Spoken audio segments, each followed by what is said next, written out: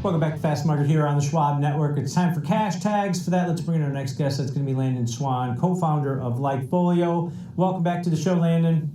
Hey, Tom. Good to see you. Happy Monday. Happy Monday to you, too. On holdings, snapping back about 5% so far this month. It had a rough stretch there from about January through the end of April. I mean, what kind of data are you guys seeing on this one? Because it wasn't just on holdings. It was every name within the athletic apparel space that was getting hurt. What kind of data do you guys have on this one? Yeah, they were definitely hurt. I mean, a year ago, this was a $30 stock, got up to 64, back down to 34 like you're talking about. Now we're kind of in the middle, on our way up, I guess, but around 51. So, if you're looking as an investor, you're halfway between that high and low. You're not sure if we're recovering or we're part of this bear market, like you mentioned. So, tough spot to be. But starting with their last quarter, I mean, this was one of the best, I think the best quarter that they've ever reported. Revenue up 36% to $690 million, gross margins at 62%. Half of their revenue is direct to consumer, and that was up 43% last quarter. They're even getting into apparel that's contributing another 100-something million. So they're showing that it's not just shoes. The brand affinity can actually cross categories. They're guiding for very strong year-over-year growth, I think 27%. And everything that we've got is showing that they are the leader when it comes to growth. Like, obviously, they're not as big as Nike. They're 1/17th the size when it comes to market share, but their growth is just the number one company when it comes to shoes. So when you look at, for example, web data, which is obviously very strong to them, again, about half of their sales are direct to consumer. Their web data is very strong. If you look at the 90-day moving average was plus 20% year over year, but the 30-day moving average is plus 34. So what does that mean? That tells us that they were doing really well if you look at the last 3 months, but if you zoom in even tighter and just look at the last 30 days, that almost doubles. And so things are accelerating to the upside for them right now. And obviously, if you're going to own one of these shoe companies, you're going to want the one at the top. Hoka's a brand that we've always talked about doing really well. That's Deckers Outdoors number 2 there. But OnCloud is beating them as well. And of course, Nike, the one that just basically dropped the ball over the last couple of years, just invited all the competition to come and take a piece of the pie, and everybody's willing to accept that invitation. That's what's happening right now.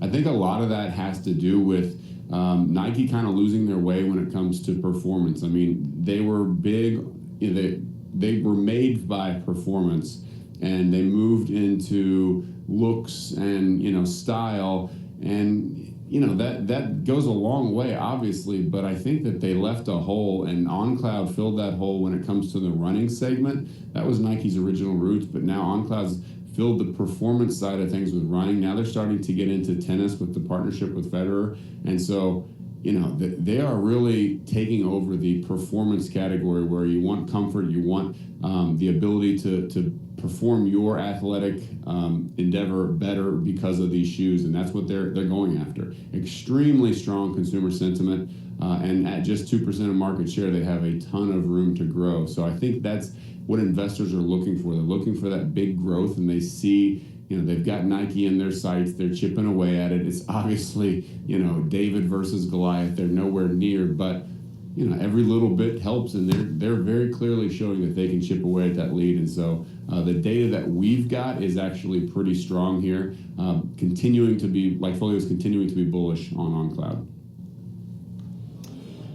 Landon, this shoe is incredibly popular. You're right. They have a small percentage of the overall market. But if you go out into the world, if someone's not wearing Nike or Adidas, a lot of them are wearing Hoka or On holding. So, they are getting incredibly popular. But the thing is, they're going to benefit from the tariffs coming off. That was a risk to them, right? Their growth. They have to keep growing at a good pace, because the stock is not cheap. Even though, Tom mentioned it went from 64 to 34, quickly lost half its value. That's the risk on a company that needs to keep growing to hold that value. Are you guys seeing any weakness or breakdown in the data that says they're not growing at the same pace they were? No, and you know what? It's the opposite. Like I talked about, So we like to use the different moving averages to kind of tell us that story, right? We go really wide at first and see what that looks like, and they were the top at the 90-day moving average on a year-over-year basis. They're number one. But then when you zoom in and go 30-day, which is really like how you doing right now, because it's not going to be reflected in this quarter's earnings, but it will be talked about when it comes to guidance. And when we did that zoom in, that number went from plus 20 to plus 34 on a year-over-year basis. So that gives us a lot of confidence that not only are things going well, but they're actually accelerating to the upside. So yeah, I don't think that they're slowing down, and I know. Again, I agree with you 100%. You've got to have this continued growth. A lot of that growth is priced in. They're gonna compete with Nike. They're gonna continue to grow and go from 2% to 4% to 6%. That's the story that investors want to hear. They don't want to hear slow growth. They want to hear very explosive growth. And from the data that we've got, we're seeing it happen. We're seeing them on track to continue with what they projected. In fact, they guided for plus 27%. I think that right now we're showing plus 34. I'm not saying they're going to beat by 7, but the trend is moving in that direction for them to actually outpace the guidance that they gave. Yeah, the stock has bounced 47% from those lows that we saw in early April. Landon, I got a question for you because I wear these sneakers, now, and I used to wear the same kind of sneaker for 20 years for running, doing all that stuff. But now I switched to On the last couple of years.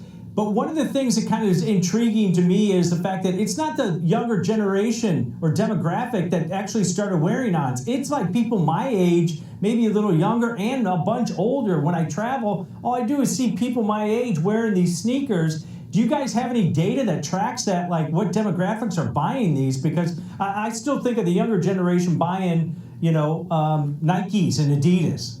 Yeah, I think, you know what, I'm going to challenge you to look around next time, and when you see more young people, I want you to look at their feet more, because I think that you might have a selective bias here. I think it's all over. I think a lot of the demographics are doing. Also, you're not that old, Tom. Come on, you're in your card anyway. But no, I actually think it's spread around pretty well. I would prefer if it hadn't caught on with one demographic or the other yet as an investor, but I don't think that's the case. I think it's doing pretty well, especially again among the performance type people. The runners definitely are on holdings. Now you're starting to see more on the tennis courts here and there, and I think that's the way that it creeps in, because if you start wearing them for comfort while you're running, you realize, well, I could wear these every day. I don't have to wear the running line. I can wear a different line, and they're still just as comfortable. So the data that we've got is pretty spread out among demographics. We don't have any concentration in one or the other. But yeah, I'm going to challenge you on that. I want you to, just take note of the next, 20 or so young people. Check out their shoes and see what they're wearing. I bet you it's more than you think.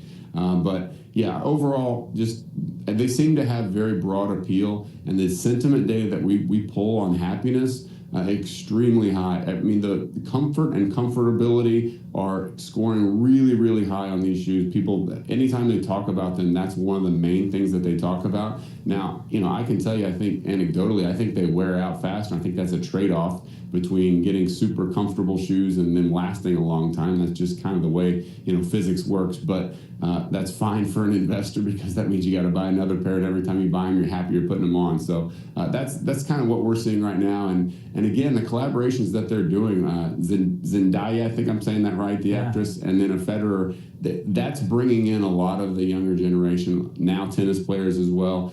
So they know what they're doing on the marketing side. They're able to turn that brand recognition into dollars. Again, not just for the shoes, but they're starting to dip their toe into apparel. And if they can continue with the high quality that they're known for with shoes and continue that into the apparel line, I think that can grow very quickly as well. Yep, and Landon, I am old. I just act like I'm 15, so that keeps me young a little bit. But I will watch that, especially overseas. I see a lot of people wearing them when I travel overseas. All right, great stuff as always, Landon. Appreciate it. Thanks, guys. All right, that's Landon Swan, co-founder of LikeFolio, breaking down the data for us. Kev, we've got plus or minus 9%.